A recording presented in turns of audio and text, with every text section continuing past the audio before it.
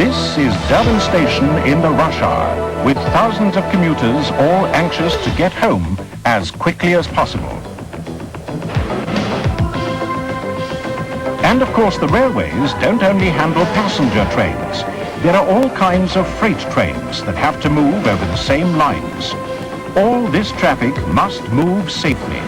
In order to ensure this, the movements of every train must be known and plotted. Most of us are familiar with the old signalling systems of lamps, flags and bells between stations.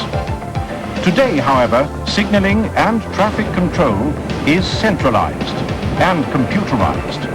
This means that points and signals are now almost entirely controlled by the computer.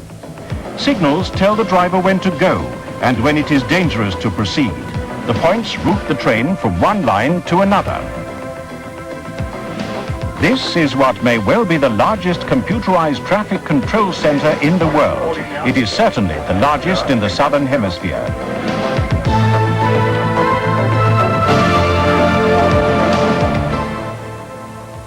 For 24 hours a day, the people, a team of 11 train traffic control officers, watch, monitor and control all rail traffic between Pietermaritzburg, Durban and the north and south coast lines. The white light changing to red indicates the sector of the line on which the train is moving at any particular point in time.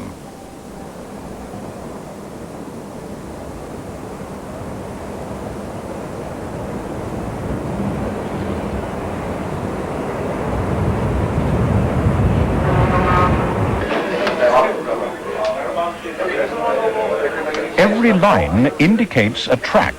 Every moving light means somewhere a train is moving down a line. Each train has a number, and all rail traffic is visually displayed so that each train, with its relevant points and signals, is constantly checked and monitored.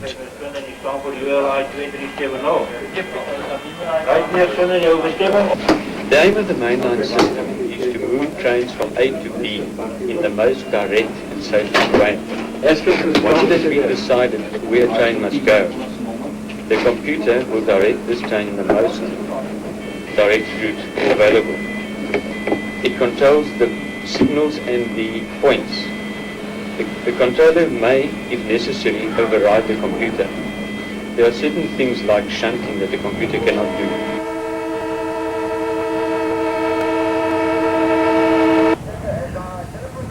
This train is about to leave. The white lights show the route it will take once the signal is green.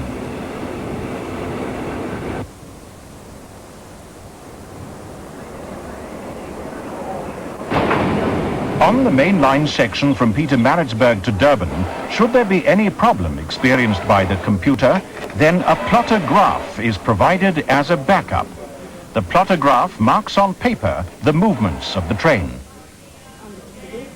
It is also from this traffic control center that all station announcements are made. This means that all relevant information can be given immediately to the passengers. At all times, the controller can override the computer. For example, in the case of an emergency. The button collar and illuminated red cross are used in case of an emergency. When there's a derailment or accident on a certain part of the line. The button collar is placed over a single button on the console to prevent or remind the controller not to operate that specific signal. And the illuminated red cross is placed on the panel in the section where the accident or derailment has taken place. This also acts as a safety measure to prevent the controller or the computer to direct a route into that section of the line where the irregularity has taken place.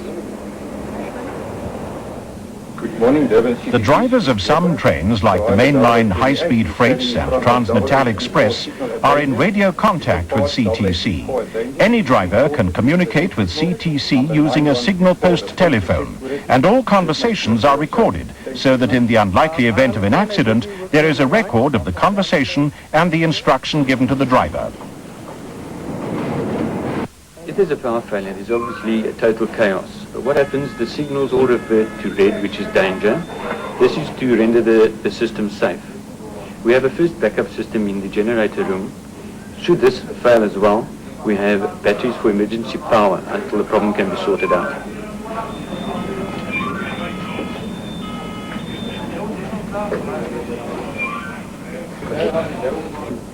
But the main backup in any situation is people. They not only program the computer and override it when necessary, but they keep a watching brief on the movements of all trains. Barry, the track is down between the signal 238 and 33.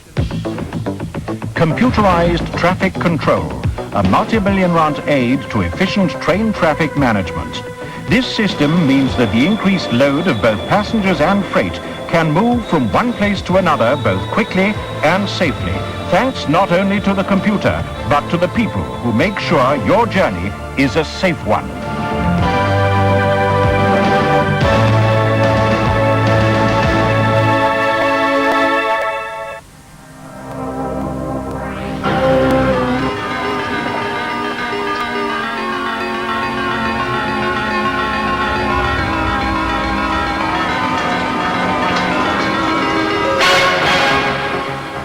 Water in abundance. But take a liter of it, boil it, and you produce approximately 1,800 liters of steam.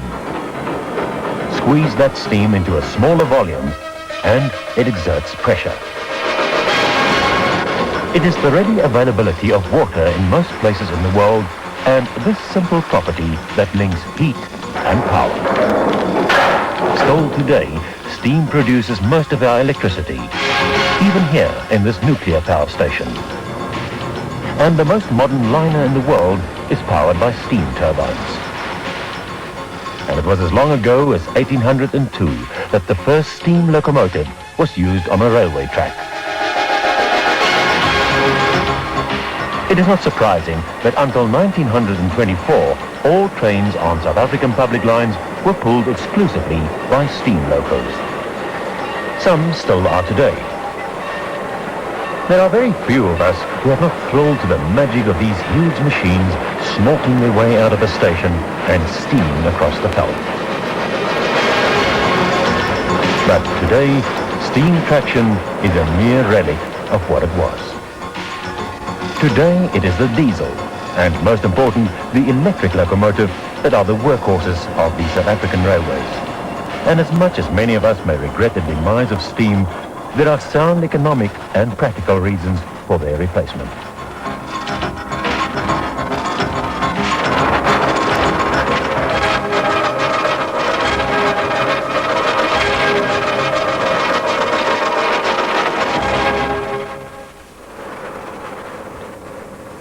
These may not be as romantic as steam locos, but they can outperform them in ways that the early railway pioneers would never have believed possible.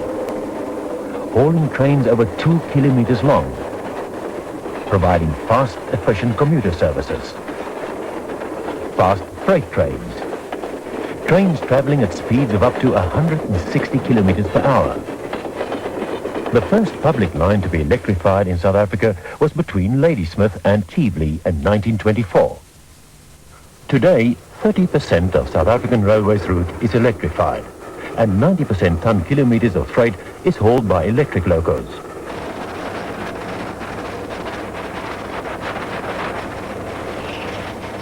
This is the extent of electrification, and the other lines not electrified have insufficient traffic to justify the enormous capital expenditure. In fact, to electrify a line costs as much as laying it. But electrification has enabled the railways to commission high-tech locos like the 11E. 5 of them seen here hauling the 2.5 kilometer long coal train between Ermelo and Richards Bay. The 10E is capable of hauling freight between Cape Town and the Reef in 20 hours. And locomotives similar to the 12E that were tested at speeds of up to 245 kilometers per hour are now used to haul the Blue Train. When electric traction is not feasible, the diesels take over. But every system has its disadvantages. Diesel operating costs are higher than electric. So the railways have to keep a balance of efficiency, capital outlay and operating expense. They are also very conscious of our heritage of steam, which is one reason why steam is being used and will probably continue to be used in very limited applications well into the future. A modern railway system must be flexible, using its available facilities to optimum efficiency. By maintaining a program of research and development, good maintenance, and a forward-looking approach to efficient and reliable traction, the country will be well served with this essential mode of transport in the future.